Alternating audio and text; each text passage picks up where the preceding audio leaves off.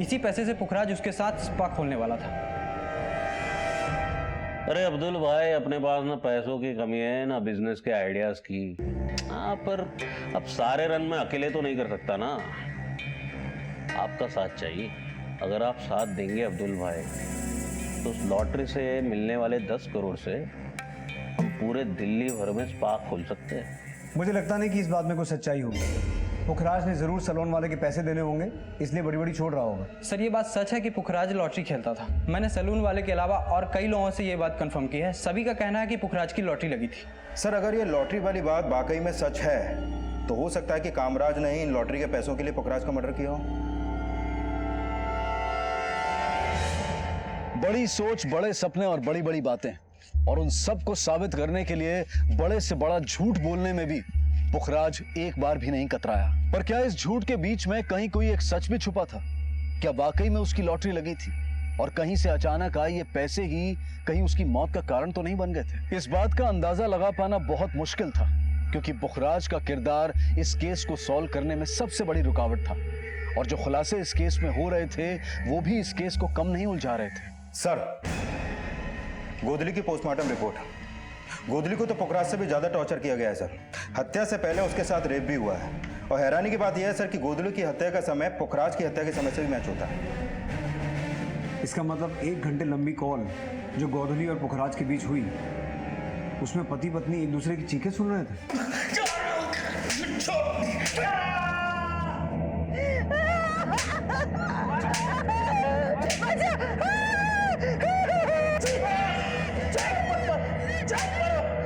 जिस तरीके से पुखराज के साथ टॉर्चर किया गया और गोधुली के साथ रेप हुआ, कुछ समझ में नहीं आ रहा। क्या वाकई में इसमें पुखराज के फैमिली का हाथ हो सकता है? सर पुखराज कामराज पे ऐसी तो शक नहीं करता होगा। हो सकता है कि कामराज की अपनी भाभी पर बुरी नजर हो, तभी तो पुखराज ने कामराज को जान से मारने की कोशिश की। सर कामराज सिर्फ पुखराज से ही नहीं बल्कि गोदली से भी बदला लेना चाहता था, और ये हो सकता है कि ये टॉर्चर लॉटरी के उस 10 करोड़ रुपए का पता लगाने के लिए किया गया हो जो पुखराज ने कहीं पे छुपा के रखे होंगे। लेकिन जिस पैमाने पर यह कांड हुआ है उसमें सिर्फ फैमिली एंगल को ही ढूंढना हमारी बहुत बड़ी भूल हो सकती है, क्योंकि पुखराज के बारे में अभी तक जो कुछ भी सामने आया है उससे ये बात साफ है कि उसके और भी कई दुश्मन होंगे जिनसे हमारा अभी तक सामना ही नहीं हुआ। इस पुखराज से जुड़े हर एंगल को हमें अच्छे से खंगालना होगा। पुखराज के कॉल डिटेल्स के आधार पर पुलिस ने उसके बिजनेस के पुराने साथियों और प्रतिद्वंदियों से पूछताछ की। शायद पुखराज धंधा नहीं दादागिरी करता था। हम पार्टी के पास 2% कमीशन लेते हैं, लेकिन वो 3% कमीशन लेता था। फिर भी लोग उसी के पास जाते थे, हमारे पास नहीं आते थे। ऐसा क्यों? क्योंकि पार्टी को धमकी दिलवाता था। मैं तो उसे दूर से ही राम राम करता था जी। पुखराज के साथ में धंधा करना मतलब अपने पैर पे कुल्हाड़ी मारने जैसा है। मतलब? सर मैं फ्रीलांस एजेंट का काम करता था, पुखराज के लिए पार्टी लाके देता था, लेकिन मुझे ऐसे लगा कि जब तक इस तालाब में वामन सेठ, पुखराज धुमल और राजवीर जैसी बड़ी मछलियाँ हैं, वहाँ मेरे जैसे एजेंट की दाल नहीं गलने वाली, इसलिए 2 महीने पहले ही मैंने ये फील्ड चेंज कर दिया। तो आजकल क्या कर रहे हो? एक जगह पे इंटरव्यू दिया है, शायद जॉब लग जाए। हमने सुना है ये पुखराज दूसरे डीलर्स के क्लाइंट्स काटता था, उन्हें धमकियाँ दिलवाता था। हाँ, पुखराज हमेशा कहता था जब तक शेर घुर रहा है ना कुत्ते डरते नहीं साले। तो देख उस वामन की कैसे हवा टाइट करता हूँ। हाँ सुन बे, तू जरा उस वामन को पिन चुका। हाँ फिर उस राघव के जरिए मैं उसे हड्डी दिखाता हूँ। हड्डी की लालच में लाल टपकाता हुआ खुद ब खुद फंस जाएगा जाल में। चल रखता हूँ। यार पुखराज भाई, मेरे को क्यों फंसा रहे हो? वो वामन सेठ बड़ा डेंजर आदमी है। यार तू कुत्ते से डरता है बे? हाँ अबे तेरे सर पे शेर का हाथ है, समझ ले। मुझे लगा कि कहीं इस पुखराज के चक्कर में मैं किसी चक्कर में ना फंस जाऊं, इसलिए वहां से निकलना ही बेहतर समझा। ये पुखराज धमकियाँ दिलवाता किससे था? मैंने कभी उसे देखा नहीं। तुम्हें क्या लगता है ऐसा कौन हो सकता है जो उसका मर्डर करवा सके? पुखराज से तो सारे चिढ़ते थे, लेकिन वो कौन हो सकता है ये मैं नहीं कह सकता। ठीक है, तुम जा सकते हो। पुखराज के कॉल रिकॉर्ड्स और धमकियां मिलने वाले क्लाइंट्स और डीलर्स के कॉल रिकॉर्ड्स क्रॉस वेरीफाई करो और पता लगाने की कोशिश करो वो था कौन जो पुखराज के कहने पे धमकियां देता था। ये वामन सेठ कौन है? जय माता दी प्रॉपर्टीज का मालिक। सब पता चला है कि हत्या वाले दिन पुखराज अपने जीजा की कार लेकर जिस डील के लिए गया था उस डील में वामन सेठ का भी लेना देना था। चलो इस वामन सेठ से मिलते हैं।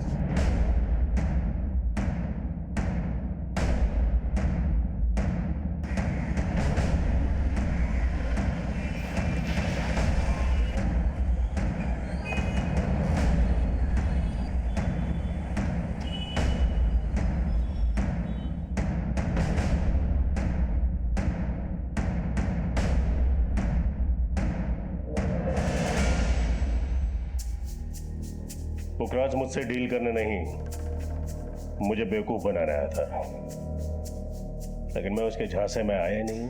क्या झांसा दे रहा था वो? नरेला में किसी एनआरआई की कोई जमीन है, नकली पेपर्स दिखा के बोल रहा था एनआरआई पार्टी उसकी है। उसे लगा मैं बेवकूफ बन जाऊंगा। तो तुम उससे ज्यादा चालाक हो।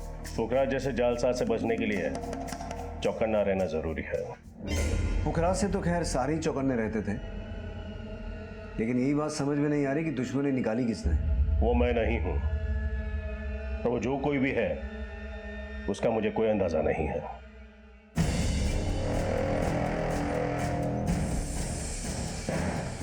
इस केस में कई ऐसे छलावे थे जो पुलिस इन्वेस्टिगेशन की दिशा बार बार बदल रहे थे। पुलिस एक तरफ ये जानने की कोशिश कर रही थी कि वो शख्स कौन था जो पुखराज के कहने पर दूसरे डीलर्स को धमकियां दे रहा था, और दूसरी तरफ कामराज की तलाश भी जारी थी।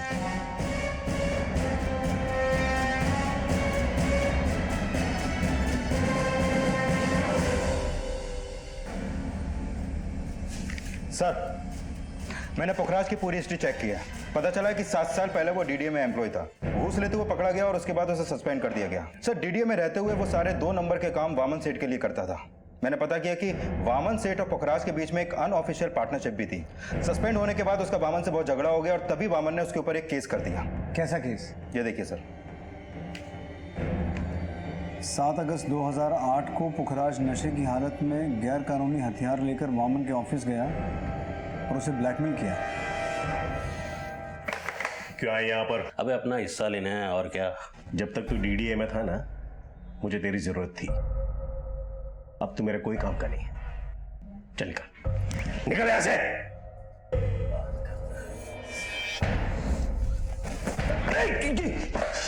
तू ऐसा नहीं मानेगा। अभी मैं पुलिस को बुलाता हूं। ये क्या कर रहा है? गोली चल जाएगी। नीचे कर, नीचे कर इसे।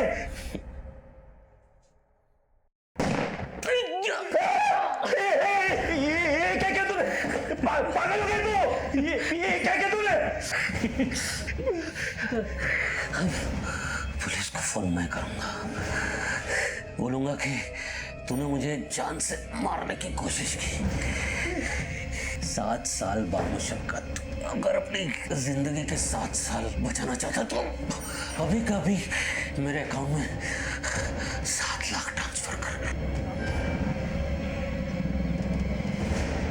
पुखराज मेरा पार्टनर नहीं था, वो जबरदस्ती मेरे गले पड़ गया था। उसे उसके किए की सजा मिल गई। 7 साल पहले की सजा या? समझता हूं। 7 साल पुरानी दुश्मनी को इस मर्डर से जोड़कर आप यहाँ इन्वेस्टिगेशन करने आए हैं। लेकिन 7 साल पुरानी दुश्मनी की जड़ें अभी तक मौजूद थी, और तुम्हारे बीच जो चूहे बिल्ली की रेस चल रही थी उसकी खबर है हमें।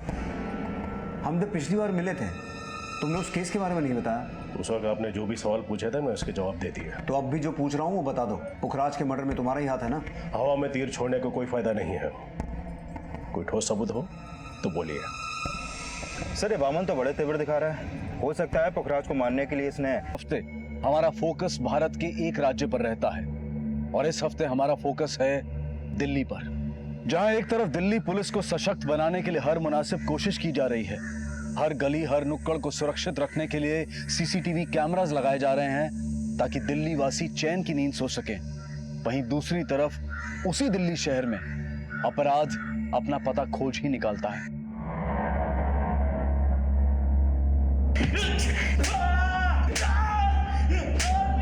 पुखराज ने भी एक घर बनाया था जिसमें वो और उसका परिवार सुख और शांति के साथ सुरक्षित रह सके।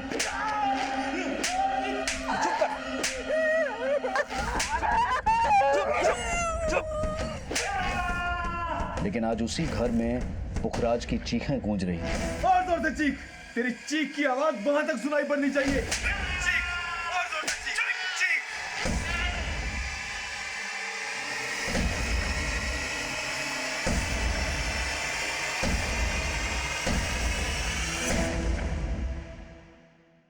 20 जून 2016 की शाम को दिल्ली निवासी पुखराज को उसी के घर में बुरी तरह से तड़पा तड़पा कर पीटा गया और फिर बर्बरता से उसका कत्ल कर दिया गया। कौन थे ये और क्यों इनके अंदर इतनी हैवानियत भरी हुई थी कि जिसका खामियाजा पुखराज को अपनी जिंदगी गंवाकर चुकाना पड़ा।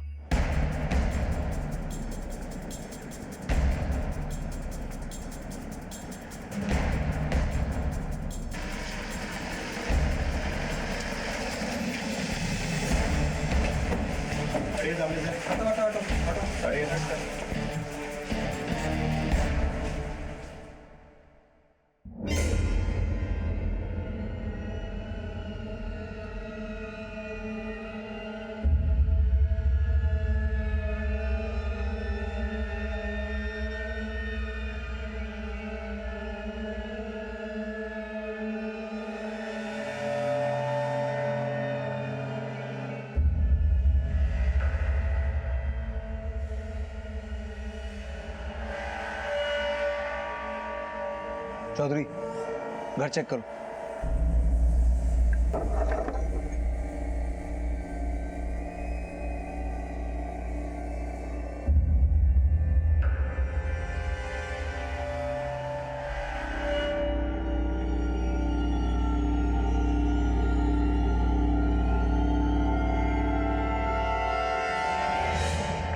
सर, लगता है मर्डर लूट के इरादे से किया गया है।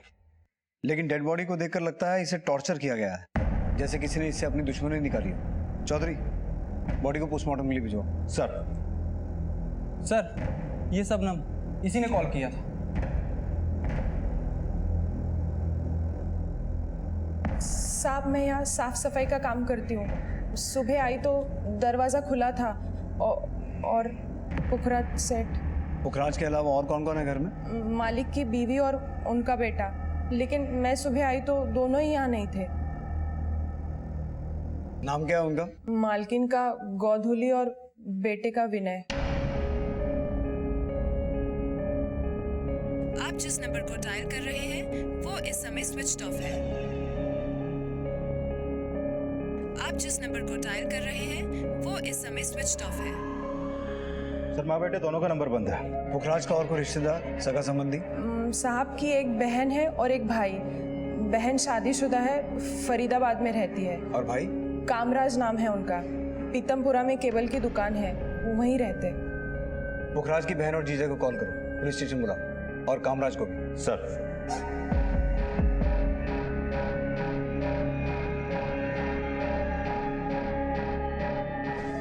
कल रात किसी को पुखराज के घर आते जाते देखा था आपने? नहीं सर। पुखराज की बीवी और उसका बेटा कहाँ हो सकता है? कल शाम तक तो सब घर पे ही थे। आपकी किसी से कोई बात हुई थी? गौदुली से बात हुई थी, वो हमारे कामवाली का नंबर मांग रही थी। उन्होंने अपनी कामवाली को निकाल दिया है ना। किसे? शबनम को? हाँ। क्यों निकाला था, कुछ बता? शबनम थोड़ी सी बदतमीज है। कल वो अपने पति को भी लेकर आई थी और पुखराज के साथ उनके कुछ तू में हो रही थी। सुनिए जी, आपने शबनम का हिसाब कर दीजिए, वो आजकल बहुत ज्यादा ही बोलने लगी है। जरा फोन लगा उसे, अभी सीधी करता हूँ उसकी जुबान में। फोन लगाने की जरूरत नहीं है, मैं आ गई। अब लाओ मेरी तनख्वाह। तनख्वाह तो बड़ी अक्कड़ से मांगती है, पर तूने जो वो मेरी इंपोर्टेड घड़ी तोड़ी है उसका हर्जाना भरेगा कौन? कहीं ऐसा ना हो साहब कि हर्जाना आपको भरना पड़ जाए। मुझे उंगली दिखाएगा तू? मुझे उंगली दिखाएगा? हाँ, अभी पुलिस को फोन कर दूँ। साहब, पुलिस को मत बुलाइए। हम लोग गरीब लोग हैं साहब, आपको जो देना है वो दे दीजिए। अब आएगा कल ठिकाने। चल निकल इधर से, निकल। चलिए, दिखता क्या? फुट, दोबारा यहाँ शक्ल मत दिखाना। शबनम और उसके पति को थाने में बुलाओ और बाकी मोहल्ले में पूछताछ जारी रखो। सर, तुझे पुखराज ने काम से निकाल दिया था, फिर क्यों आई थी आज? साहब, मैं तो सिर्फ अपनी तनख्वाह लेने के लिए आई थी। तनख्वाह लेने आई थी या हर्जाना चुकाने आई थी? क्यों बे? तुझ में बहुत चर्बी है। साहब ऐसा क्यों बोल रहे हैं साहब? क्यों? तूने पुखराज को कल धमकी नहीं दी थी? वो शबनम को तनख्वाह नहीं दे रहा था साहब। तो तू उसका मर्डर कर देगा? नहीं साहब, मैंने उसका मर्डर नहीं किया है साहब। साहब हम लोग गरीब हैं इसलिए आप हम पे शक कर रहे हो ना। एक तो 2 महीने की तनख्वाह नहीं मिली है और अब आप। तूने जरूर कोई चोरी चकारी की होगी, इसीलिए उसने तेरी तनख्वाह रोकी। साहब हम चोर नहीं है, मेरे से उसकी महंगी वाली घड़ी टूट गई थी, लेकिन मैंने जानबूझ के थोड़ी ना तोड़ी थी। इतना अमीर आदमी था, लोगों को लाखों करोड़ों बांटता था, बस मेरे 5,000 देने में उसको भारी पड़ रहा था। तो तेरी नजर उसके पैसे पे थी? नहीं साहब। तो तुझे कैसे पता कि वो लोगों को लाखों करोड़ों बांटता था? बोल। मालिक मोटे पैसों का लेन देन करते थे, काम करते करते कानों में बात पड़ी थी। अरे क्या बात कर रहे तू? अरे 30 लाख क्या, तू 40 लाख मांगता ना तो भी दे देता मैं। हाँ चल अभी मस्का लगाना बंद कर अभी। हाँ कोई नहीं, शाम को ले जा। अरे शबनम जरा चाय बनाना, फर्स्ट क्लास कड़क शक्कर कप। जी साहब। साहब मेरी तनख्वाह। अच्छा तनख्वाह देता हूँ अभी।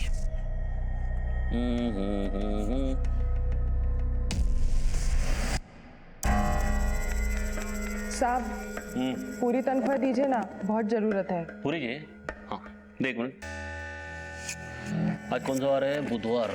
अगले गुरुवार को लेके जाना, ठीक है? साहब लेके चाय बनाना शबनम, बहुत सर पकड़ के रखा है। जा बना, अदरक डालना भूलना मत। हाँ जा। शबनम ने पूरे 10 दिन इंतजार किए साहब। इस बीच इससे पुखराज सेठ की घड़ी टूट गई, तो वो बोला कि इसको तनख्वाह नहीं मिलेगी साहब। साहब मैं क्या, दूध वाला, किराने वाला, वो सबके पैसे रोक के रखता था।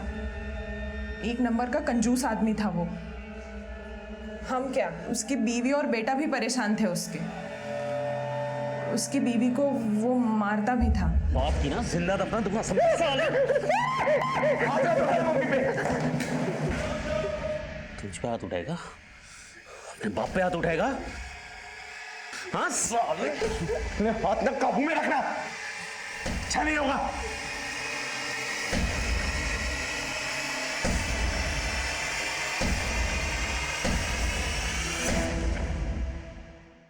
क्यों मारता था वो अपनी बीवी को? मालकिन पे शक करता था। कैसा शक? उन्हें शक था कि शायद मालकिन का उनके भाई के साथ कोई चक्कर। कामराज से? हाँ साहब, पर उनका बेटा हमेशा माँ को बचा लेता था। मुझे तो लगता है वो माँ बेटे ने मिलके ही कुछ किया होगा, और आप खामखा हम दोनों पे शक कर रहे हो। शबनम का बयान क्रॉस वेरीफाई करो। सर मैं कामराज की दुकान पे गया था, लेकिन उसकी दुकान पे ताला लगा है। मैंने आसपास के लोगों से पूछताछ की, लेकिन कुछ खास पता नहीं चला।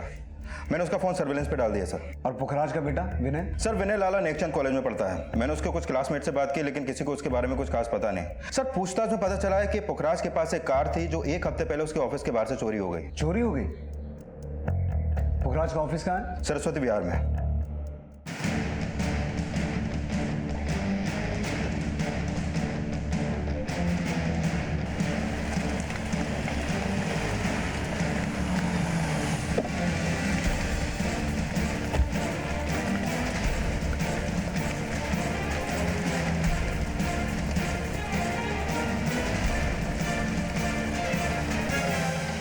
सर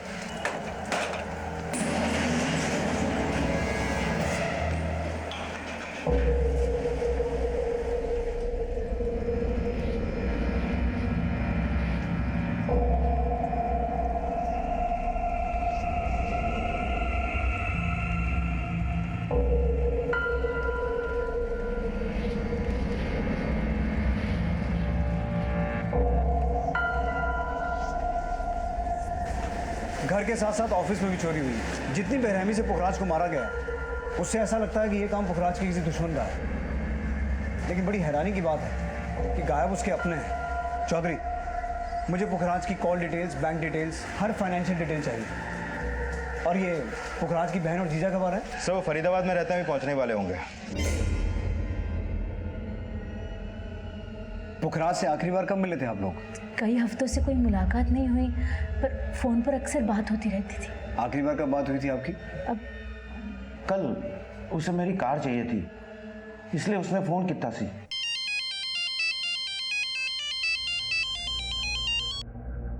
की गल है साले साहब, सवरे सवरे नु कैसे याद आ गई? अरे जीजा जी, भगवान को सुबह सुबह क्या, हर वक्त याद करना चाहिए। और सही में आप तो मेरे लिए भगवान से भी बढ़कर हो जीजा जी। मक्खन मत लगा, बोल किस लिए फोन किया सी? अच्छी सी डील करने जा रहा हूँ, बड़ी बढ़िया डील है। तो अगर आपकी वो लक्की वाली गाड़ी मिल जाती तो डील पक्की हो जाएगी। फिर मैंने साडे ड्राइवर नु कार लेके उसके घर भेज दिया और शाम का उसका थैंक यू का मैसेज भी आया। हमने सुना है कि पुखराज को लगता था कि गोधुली और कामराज के बीच कुछ चल रहा था, ये सच है? नहीं जी, उसे गलतफहमी थी। तो फिर गोधुली और कामराज है कहाँ? और विनय, आपको क्या लगता है इन सब के गायब होने का पुखराज के मर्डर के साथ कोई कनेक्शन हो सकता है? सर हमें खुद समझ में नहीं आ रहा है। सर, मैंने पुखराज और उसके घर वालों के कॉल रिकॉर्ड चेक किया। पता चला कि कामराज और गोधुली के बीच में अक्सर कॉल होते थे, लेकिन पुखराज की हत्या वाली रात 10 बजे गोधुली के मोबाइल पे एक पीसीओ से कॉल आया था और उस कॉल के ठीक आधे घंटे बाद गोधुली वहां से पहले सरस्वती विहार गई, जहां पुखराज का ऑफिस है। हाँ सर, और फिर 11:15 बजे वो रिठाला। सर, जब वो रिठाला में थी उस रात, चलिए देखिए, 11:15 से 12:15 के बीच में गोधुली और पुखराज के बीच में एक लंबी कॉल हुई और कामराज भी उस समय पुखराज के घर पे ही था और उस कॉल के तुरंत बाद तीनों के फोन बंद हो गए। गोधुली और पुखराज के बीच हुई 1 घंटे की कॉल का क्या चक्कर हो सकता है चौधरी? एक काम करो, गोधुली का नंबर भी सर्विलेंस पे डालो। सर, कभी ना कभी तो ऑन होगा ही। और घटना के वक्त विनय की फोन लोकेशन क्या थी? सर, उस दिन विनय की फोन की लोकेशन रात 9 से 11 के बीच में गुड़गांव में थी और रात 11 बजे के बाद उसका फोन बंद हो गया।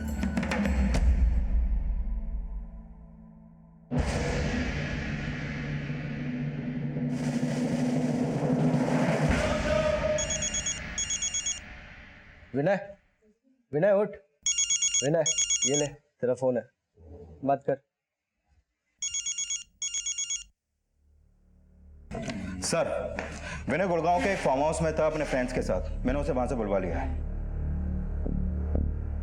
सर, मेरे फ़ोन की बैटरी चली गई थी सर।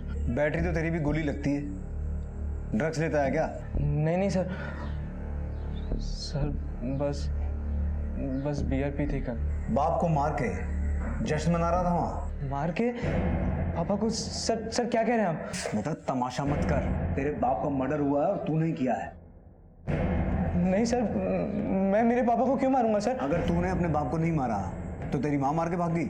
नहीं सर, मम्मी ऐसी नहीं है सर। तो तेरी मम्मी है कहाँ? देखिए, मुझे कुछ नहीं पता आप क्या कह रहे हैं सर, मुझे कुछ समझ नहीं आ रहा है। सुना है तेरे पापा ने मेड, दूध वाले, किराने वाले सबके पैसे रोक के रखे थे? हाँ सर, पापा सबके पैसे रोक के रखते थे। तो फिर क्या लगता है इनमें से कोई है जो तेरे पापा को मार सके? सर, मुझे कुछ समझ नहीं आ रहा है आप क्या कह रहे हैं सर। और किस किस के पैसे रोक के रखे थे पुखराज ने? सर, पापा के पास तो मेरी कॉलेज की फीस भरने तक के पैसे नहीं थे। इन लोगों के पैसे कहाँ से देते? सर बस पापा बड़ी बड़ी बातें करते थे, लेकिन असली में कुछ नहीं था उनके पास। गले की चेन, घड़ी सब नकली पहनते थे, पर बताते असली थे। पापा कल से कॉलेज शुरू हो रहे हैं, फीस भरनी है। अरे छोड़िए फीस वीस के चक्कर, इतना पढ़ के करना क्या है तुझे? क्लर्क बनना है क्या? अबे तो बिजनेसमैन का बेटा है, बिजनेसमैन का, समझा? चल आज से मेरे साथ काम पे लग जा। आपके पास पैसे नहीं है क्या पापा? अबे किस भूतने वाले के पास पैसा नहीं है बे? हाँ, मैं ना तेरी कॉलेज खरीद सकता हूँ। आप कॉलेज बाद में खरीदेगा पापा, अभी मुझे फीस के पैसे दीजिए, मुझे आगे पढ़ना है। पढ़ना है तुझे? सही में पढ़ना है? हाँ ठीक है, जहाँ मैं पढ़ा था ना वहाँ तुझे पढ़ा था। पता है कहाँ? लंदन, समझा? वहाँ भेजता हूँ तुझे। 10-15 दिन दे, तुझे फॉरेन भेजने का जुगाड़ करता हूँ मैं। देख फिर कैसे पढ़ाई होती है। सर, उनसे कुछ मांगो तो बड़ी बड़ी बातें करने लगते थे, पर होता कुछ नहीं था सर। हो सकता है तेरे पापा की कोई मजबूरी रही हो, पर तूने उनका हाथ बटाने की बजाय उन्हीं पे हाथ उठा दिया। नहीं सर। झूठ मत बोल, शबनम ने सब कुछ बता दिया है। सर पापा मम्मी को मारते थे सर इसलिए एक बार मैंने तेरी मम्मी ने जरूर कुछ किया होगा, इसलिए तेरे पापा ने मारा। मुंह उठा के बात कर। सर पापा मम्मी पर शक करते थे। भाभी का चक्कर चलाता है हाँ? साले शर्म नहीं आती तुझे? मैं छोड़ूंगा तुझे, नहीं छोड़ूंगा तुझे, जान से मार डालूंगा साले तुझे।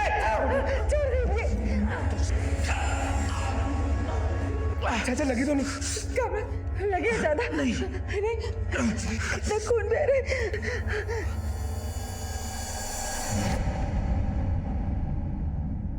तेरे पापा ने कामराज को जान से मारने की कोशिश की?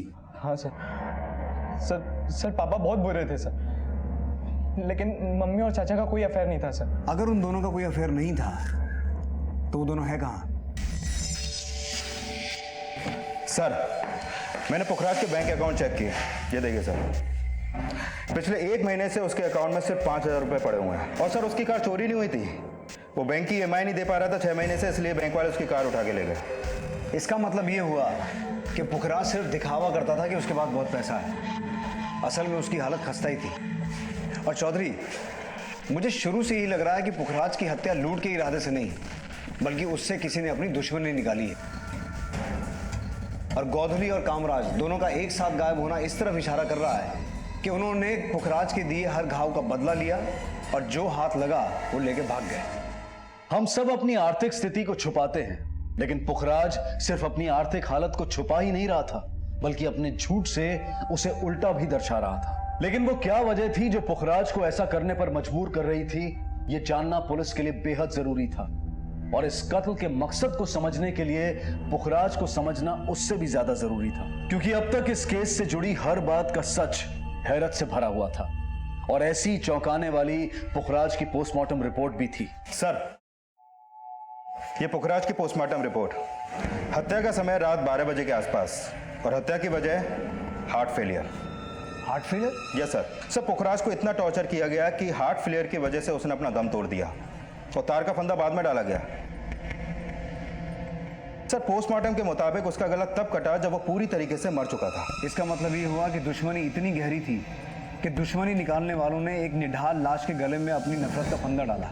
और ये नफरत की कहानी कामराज, गोधुली और पुखराज इनकी कॉल डिटेल्स बता रही है। उस 1 घंटे की कॉल के दौरान एक तरफ कामराज पुखराज को तड़पा तड़पा के मार रहा था और दूसरी तरफ गोधुली फोन पर उसकी चीखें सुन रही थी। चीख, और जोर से चीख, तेरी चीख की आवाज वहां तक सुनाई पड़नी चाहिए। चीख, और जोर से चीख, चीख। लेकिन ये कांड कामराज और गोधुली ने अकेले नहीं किया, इसमें कोई और भी शामिल है। गोधुली को उस रात जिस पीसीओ से फोन आया था वो जरूर कामराज के आदमियों ने किया होगा।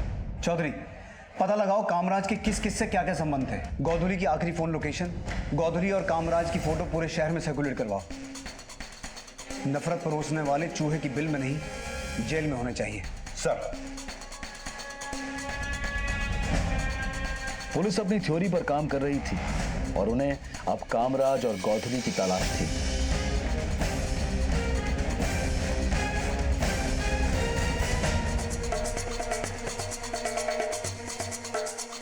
लेकिन फिर कुछ ऐसा हुआ जिसने इन थ्योरीज के सारे समीकरण बदल दिए।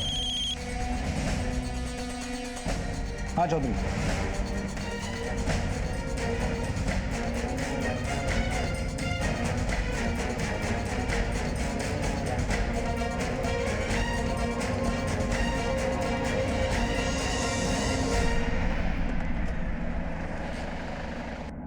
चलिए देखिए।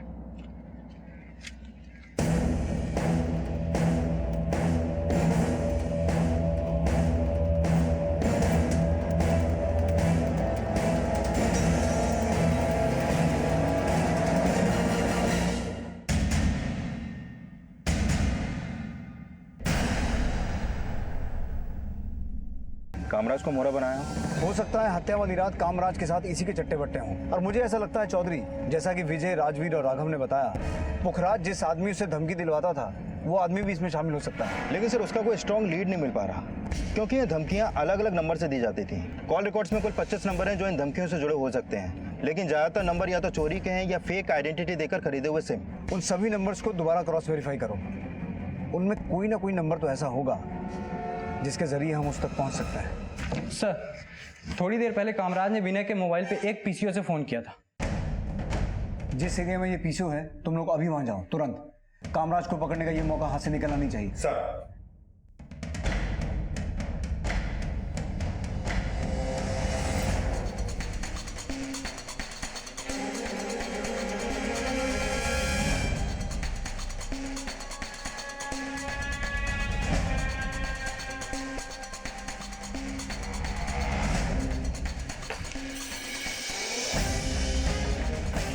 इस आदमी को देखा है?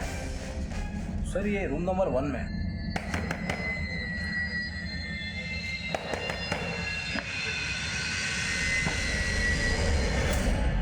चल बात क्या सर? चल। मैंने कुछ नहीं किया, आप लोग कहाँ ले जा रहे हो सर? मैंने कुछ नहीं किया सर, मैं बेकसूर हूँ सर, मैंने कुछ नहीं। बेकसूर होता तो भागता नहीं। सर अगर नहीं भागता तब भी आप मुझे कसूरवार ही समझते। आपको लगता कि पुखराज ने मुझे मारने की कोशिश की है इसलिए मैंने उसे मार दिया? तूने सिर्फ पुखराज को नहीं, अपनी भाभी गोधुली को भी मरवाया। मैंने किसी को नहीं मरवाया सर। तेरी बहन तो ये सोच रही है कि तू उन्हें फंसा के भाग गया। तू उन दोनों से नफरत करता था क्योंकि तुझे जायदाद में हिस्सा नहीं मिला। सर मैं मानता हूँ कि पुखराज ने हमेशा मेरे साथ गलत किया सर, लेकिन मैंने उसको नहीं मरवाया सर, नहीं मारा सर। तेरा पुखराज की बीवी के साथ क्या चक्कर था? सर पुखराज जानबूझकर मुझ पे आरोप लगाता था और वो चाहता था कि मैं उस घर पे ना हूँ जिस घर पे मेरा भी हिस्सा है। तो फिर हत्या के समय तो पुखराज के घर पे क्या कर रहा था? मैं वहाँ नहीं था सर। कॉल डिटेल्स में साफ साफ लिखा हुआ है कि हत्या के समय तो वहीं था। क्या कर रहा था वहाँ? नहीं सर मैं वहाँ नहीं था, मेरा फोन वहाँ था सर। जब पुखराज मुझे मारने की कोशिश कर रहा था तब मेरा फोन वहाँ गिर गया था सर। उसके बाद मैंने गोदली को फोन किया उस रात, तो गोदली ने बताया कि मेरा फोन वहाँ रह गया है।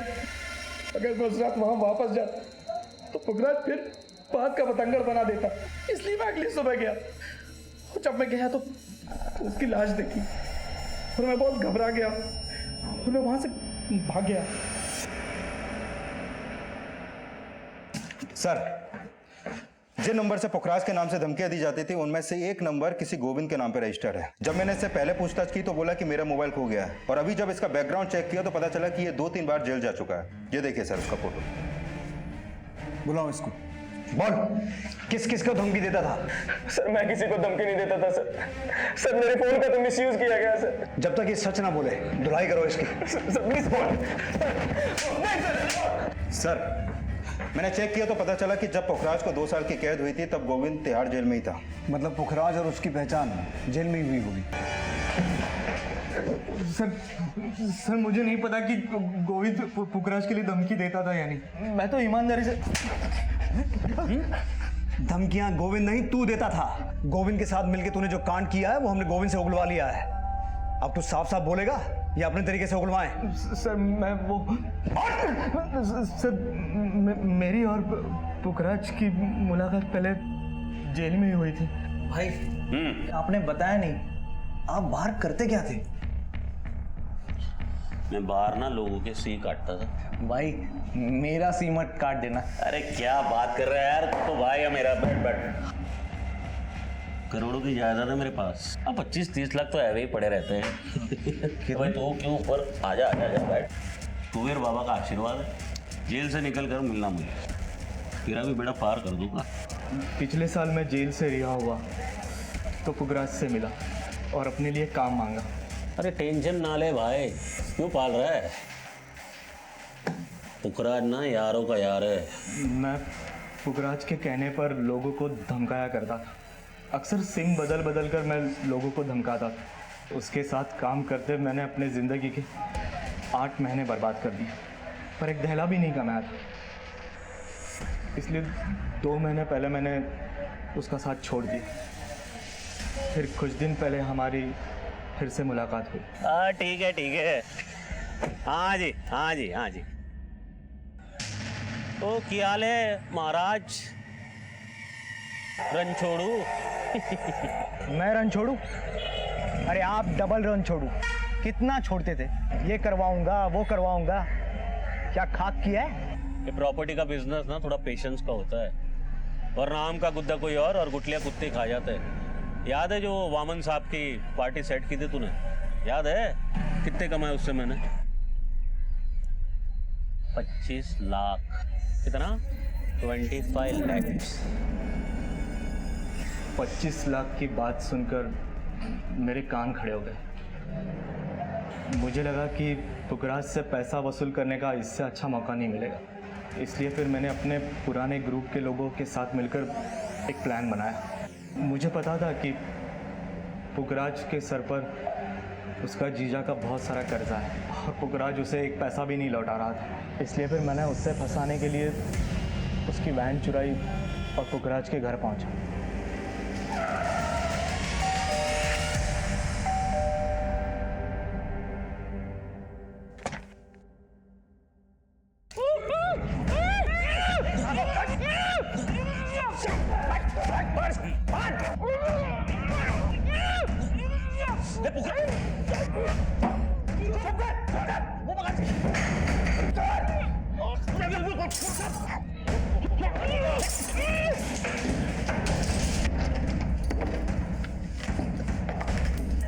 बहुत ढूंढने पर भी उसके घर में मुझे सिर्फ 8,000 रुपये मिले और थोड़ा बहुत सोना और कुछ नहीं था वहाँ पर।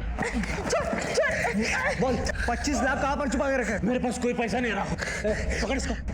उसकी जुबान खुलवाने के लिए मैंने गोविंद और गोली के साथ उसकी बीवी को ऑफिस पे भेजा। पैसा दुकान पर भी नहीं मिला। फिर गोविंद गोधुली को लेकर जंगल की तरफ गया।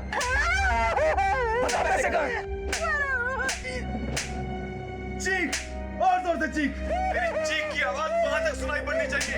चीख, और जोर से चीख,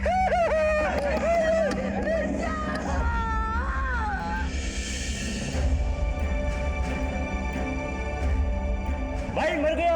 अरे मरा नहीं, नाटक करता है। आदत है इसकी। मर गया भाई ये। बोला बोला बोला दे।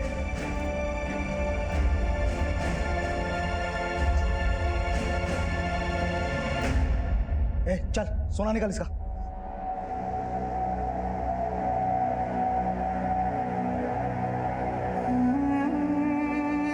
चल निकल जल्दी चल।